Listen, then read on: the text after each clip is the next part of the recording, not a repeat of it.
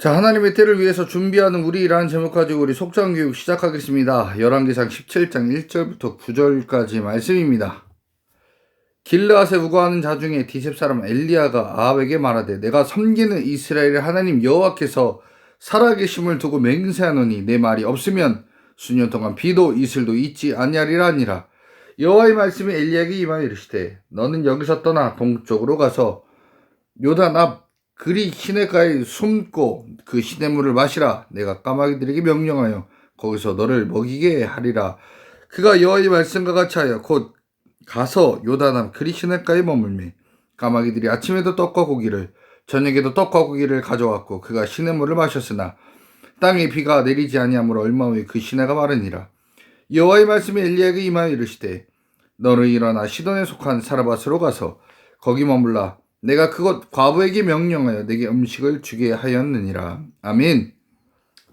자, 아합은 왕국 이스라엘 오므리 왕조의 두 번째 왕입니다. 자, 오므리 왕조라고 하면 북이스라엘이 강력했던 시절의 왕조를 얘기합니다. 그 오므리의 왕조, 아버지가 오므리인데 오므리 다음에 두 번째 왕이 바로 아합이었습니다. 이때 당시는 너무도 잘 나가는 시대예요. 우리나라 조선시대로 얘기하면 세종대왕 때 같은 때, 고려로 얘기하면 태조 왕건 때 같은 정말로 잘 나가는 시대의 왕이 바로 아합 때였습니다. 그러니까 아합 때는 여러분 나라가 어렵고 힘들고 있지 않았습니다. 너무 잘 살았어요. 심지어 솔로몬 때보다도 강력했던 나라가 바로 이 오므리 왕조 때 이야기입니다. 자, 그러니까 엄청나게 강력한 나라였어요. 이 오므리 왕조의 이 아합 때 엄청난 건축물과 엄청난 여러 가지 토목공사를 진행합니다. 심지어 이 아합 왕은 상하궁을 만드는데 이 상하궁 여러분 잘 아시다시피 코끼리 상하로 만든 이 궁을 짓습니다. 솔로몬 때보다 더 큰 성전을 짓고 더 크게 성공했던 자는 오히려 아합입니다. 그러니까 솔로몬 때보다 오히려 아합이 더 잘 살았죠. 그러나 성경에서 그의 평가는 별로입니다. 뭐라고 해요? 오므리의 아들 아합이 그의 이전에 모든 사람보다 여호와 보시기에 악을 행하여 느밧의 아들 여로보암의 죄를 따라 행하는 것을 오히려 가볍게 여기며 이렇게 얘기해요. 그러니까 이 아합이라는 왕은 예전에 여로보암이 제일 나쁜 왕이었는데 걔보다 더 나쁜 왕이다라고 성경은 얘기합니다. 왜요? 이 여로보암은 옛날에 남유다와 북이스라엘이 이렇게 서로 분리되었을 때 여로보암은 사람들이 예루살렘으로 예배드리러 막 가니까 단과 베델에 금송아지 만들어 놓고 여기다가 제사하라고 했던 왕이 바로 여로보암이었습니다. 참 나쁜 왕이죠. 하나님 관점에서는. 그런데 이 아합은요. 나라도 부강한데 거기에 플러스 이세벨 여왕, 이 바알과 세례를 너무 잘 섬기는 이 이세벨 여왕이 추가되면서 엄청나게 강력한 악한 왕이 되었어요. 이 이세벨의 아버지 이름이 뭐냐? 엣바알입니다. 엣바알이라는 뜻은 바알이 함께 하신다는 뜻이에요. 이름도 엣바알. 그런 자의 딸, 얼마큼 바알 숭배를 열심히 하던 자였을까요? 그 사람의 딸이 이세벨이 결국 아합의 와이프가 되기 위해서 이스라엘로 시집을 옵니다. 자, 그런데 이 철저할 바알 숭배자와 결혼했던 이 아합이 결국 뭘 꿈꿨냐면 더 부강한 나라, 더 잘 사는 나라, 더 돈 많은 나라를 선호했어요. 자, 근데 그의 소원대로 이 북이스라엘은 너무 잘 살았어요. 너무 잘 살아서 어떻게 하냐. 이 사마리아에 엄청나게 큰 바알 신전을 짓는데 남유다에 있는 예루살렘에 있던 솔로몬 성전은 저리 가라 이 정도로 엄청나게 큰 바알 신전을 실제로 건축합니다. 자, 이 커다란 신전을 짓고 많은 백성들이 사마리아에 있는 바알 신전에 와서 제사드리게 만들었습니다. 이렇게 했던 자가 바로 아합이라는 거예요. 그래서 많은 이스라엘 사람들을 무상숭배하게 만들었던 왕이 바로 아합입니다. 자, 돈도 많았어요. 나라도 강력했습니다. 그 당시의 왕이 바로 아합이에요. 이때 나라는 너무도 잘 살고 있는 이 당시에 하나님께서 엘리야를 갑자기 갑자기 튀어나오게 하셔서 이 엘리야를 아합에게 보내버립니다. 그리고 하는 말이 뭐예요? 하나님의 말이 없으면 수년 동안 비가 이슬이 내리지 않게 하리라라고 얘기합니다. 우리는 뭐 수년 동안 다 알고 있죠. 3년 6개월 동안 비 안 옵니다. 이 길앗에 사는 이 엘리야를 출정시키는데 뭐 여기 디셉이라고 처음에 나오죠. 디셉은 뭐 잘 알려지지 않는 시골 변두리예요. 이곳에 사는 청년 엘리야를 하나님 갑자기 쓰십니다. 자, 그러고 나서 이 상하국에 살고 있는 아합 왕에게 엘리야를 딱 보내요. 그리고 얘기합니다. 내가 하나님의 말이 없으면 수년 동안 비도 이슬도 내리지 아니하리라. 근데 이 정말 잘 사는 나라의 이 아합 왕이 볼 때에는 이 시골 청년이 와서 하는 얘기가 아무것도 아닌 거예요. 별 볼 일 없는 거예요. 그러니 이미 하나님은 뭐 귀에 이미 사라진 지 오래된 그런 분이었고, 그런 아합에게는 하나님 의미도 없고 그냥 옛날에 자신의 조상들이 섬겼던 그냥 하나님 이 정도지, 지금 자기에게는 바알과 아세라를 섬겨서 너무 잘 샀는데 하나님이라는 존재는 아무것도 없었습니다. 자, 이런 아합의 이 시대에 하나님께서 이 엘리야를 이제 뭐라고 하냐면, 너 이제 떠나서 그리시네가 가서 숨어라. 그리고 거기서 물 마시고 까마귀가 주는 먹이를 갖다 먹어라 라고 하시는 거예요.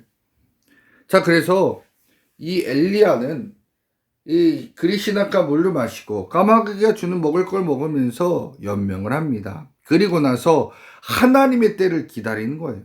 하나님의 때. 하나님께서 언젠가 어떻게 쓰실지 모르지만 그날을 준비하는 겁니다. 그러니까 여러분과 저는 어떤 삶을 살아야 되느냐? 하나님께 영광 돌리고 다른 사람을 살린 일을 내가 해야 된다라는 마음으로 기도하며 준비했다가 하나님께서 어느 순간 나를 부르시면 할렐루야, 하나님 내가 주를 위해 쓰임 받겠습니다 라고 고백하면서 나아가는 존재가 되어야 된다는 겁니다. 그때가 언제일지 몰라요. 지금일지 앞으로 나중에 일일지 모르지만 여러분은 그때를 위해서 칼을 갈면서 준비해야 된다는 겁니다. 주님이 쓰신다고 할 때 아멘, 제가 여기 있습니다, 저를 써주십시오, 하나님 영광을 돌리고 다른 불쌍한 사람들을 돕는 일에 내가 쓰임받기를 원합니다 고백하면 그때 주님께서 우리를 써주신다라는 겁니다. 자, 우리는 그때를 잊지 말아야 돼요. 하나님은 언제 쓰실지 모릅니다. 자, 예레미야 선지자도 하나님께서 쓰셨어요. 언제 썼냐? 남유다가 바벨론에게 망하기 바로 그 직전에 썼던 바로 선지자가 예레미야였습니다. 근데 하나님께서 뭐라고 했냐? 정의를 행하며 진리를 구하는 자를 한 사람이라도 거리에서 찾아내면 내가 이 성을 용서하리라라고 얘기했어요. 자, 이게 공의와 진리를 구하는 자 누군가요? 바로 약한 자를 위해 헌신하는 자입니다. 여러분, 하나님께서 부자를 쓰지 않아요. 돈 많은 자, 능력 있는 자를 쓰이는 게 아니라 하나님은 약한 자를 위해서 하나님의 일을 하려고 하는 자를 쓰신다는 겁니다. 그래서 성경에 보면 주님께서는 그 약자를 위해 헌신할 자, 약자를 위해서 일할 사람, 그런 자들을 들어서 쓰시는 분이 하나님이다라는 겁니다. 하나님은 흑수저를 불러서 금수저를 치시는 분이 하나님이다라는 거예요. 그러니까 여러분들이 내가 지금 흑수저라고 해서 원망할 게 하나도 없습니다. 우리는 지금 내가 흑수저일지라도 금수저일지라도 그런 거와 상관없이 하나님의 때를 준비하는 자가 되어야 한다는 겁니다. 언제 부르실지 모르지만 주님 영광 위에서, 그리고 가난하고 어려운 사람을 돕는 데 내가 쓰임받기를 원합니다 고백하면서 기도하면서 준비하는 주님의 자녀가 되시길 간절히 축원합니다. 하나님은 여러분 절대 환경 보지 않으십니다. 여러분들이 가난하다고 안 쓰시는 게 아니에요. 오히려 부자는 안 쓰시죠. 그러나 가난하다고 안 쓴다는 건 아닙니다. 그러니까 여러분 스스로도 내가 어렵고 가난하다고 해서 나의 환경을 보지 말라는 거예요. 내가 하나님께서 나를 쓰셔야 되는데 하나님이 나를 안 도와주셔서 일이 안 되면 하나님 손해예요. 그러니까 그 시대에 역행하는 자, 하나님은 흙수저를 불러서 쓰신다라는 겁니다. 그래서 하나님은 그런 자를 불러서 진리를 행하고 공의를 행하는 그 사람이 가난하고 어려운 사람을 돕는데 하나님께서 그 사람을 쓰려고 합니다.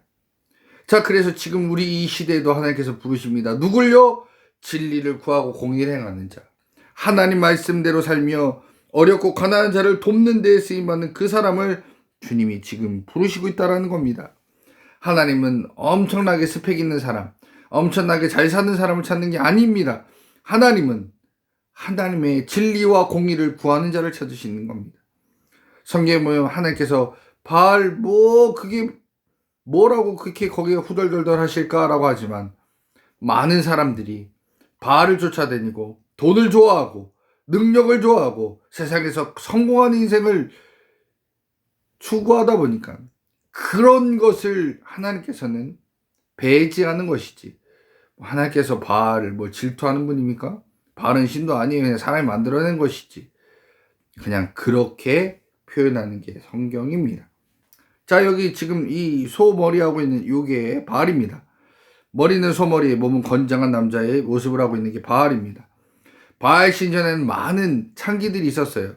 그래서 바알한테 제사하러 갈 때 왕과 많은 남자들이 그 바알 신전에 가서 창기들하고 관계를 맺습니다. 그래서 많은 자손들을 낳게 하여, 자, 그래야만 노동력을 확보할 수 있었습니다. 그래서 그 당시에 많은 남자들이 이 커다란 이 바알 신전에 가서 많은 창기들과 함께 관계를 맺고 많은 자녀들이 태어나지만 그 자녀들은 결국 뭐가 되냐? 능력과 물질 얻기 위한 그냥 수단밖에 안 되는 거예요. 나라가 더 잘 살게 하는 노동력, 일꾼, 그것밖에 되지 않는 겁니다.